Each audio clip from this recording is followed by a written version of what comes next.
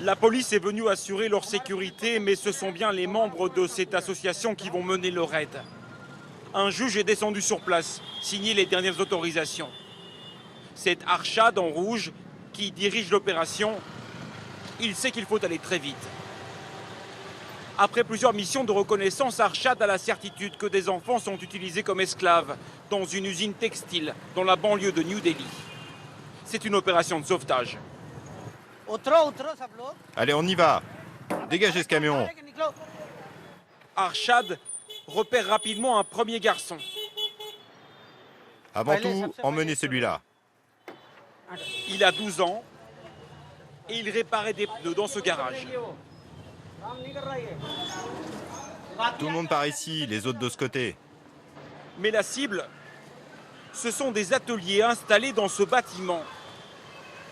Les premiers étages sont presque vides, mais tout en haut, 7 garçons sont en train de travailler sur des machines à coudre. Arshad filme avec son téléphone portable pour avoir des preuves. Quel est ton nom, fils? Rupesh.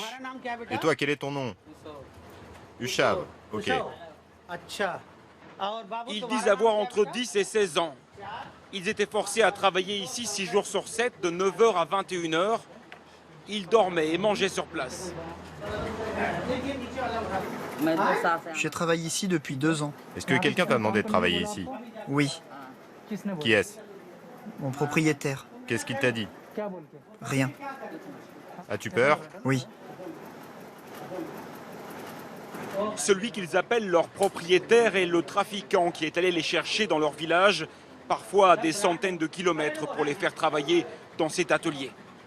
Généralement, ce sont des réseaux organisés qui trompent des parents très pauvres. Ils promettent que les enfants auront une meilleure vie, apprendront un métier, pour en fait les emmener au loin et en faire des esclaves. Maintenant, cette usine va être mise sous scellé. Tous ces garçons vont être présentés à un juge pour enfants. Ils vont passer des tests médicaux et ils vont être entendus. Après, nous les renverrons chez eux et nous allons continuer à les suivre. Les enfants sont emmenés, visiblement stressés, mais libres. Un homme qui se trouvait dans l'atelier avec eux est arrêté et embarqué sur cette moto. L'organisation qui a mené cette opération n'en est pas à son premier raid. Créée en 1980, elle a déjà permis de sauver 90 000 enfants esclaves en Inde. Elle s'appelle Bachpan Bachao Andolan, littéralement le mouvement de secours de l'enfance. Pendant ces missions, 3 membres de l'ONG ont été tués, de nombreux autres blessés par les trafiquants. Pour ce travail exceptionnel, son fondateur, Kailash Satyarthi, a reçu le prix Nobel de la paix en 2014. Mon seul objectif dans la vie est que chaque enfant soit libre d'être un enfant. Et avant tout, libre de rêver. Après avoir été libérés, les enfants sont hébergés dans ce centre, en attendant de retrouver leur famille.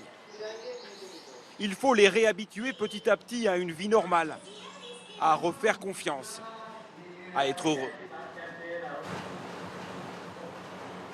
Bonjour, comment allez-vous les grands? Ils sont encore très fragiles. Tu sais pourquoi tu as été emmené ici? Pour la justice. Quelle justice? Contre quoi? Contre ce que je faisais, le travail des enfants. Et pour expliquer que les enfants ne doivent pas travailler. Après le retour chez eux, ces enfants vont être suivis par l'ONG jusqu'à leur majorité, afin qu'ils ne retombent pas entre les mains d'autres trafiquants. Selon des estimations, près de 10 millions d'enfants sont aujourd'hui encore forcés à travailler en Inde.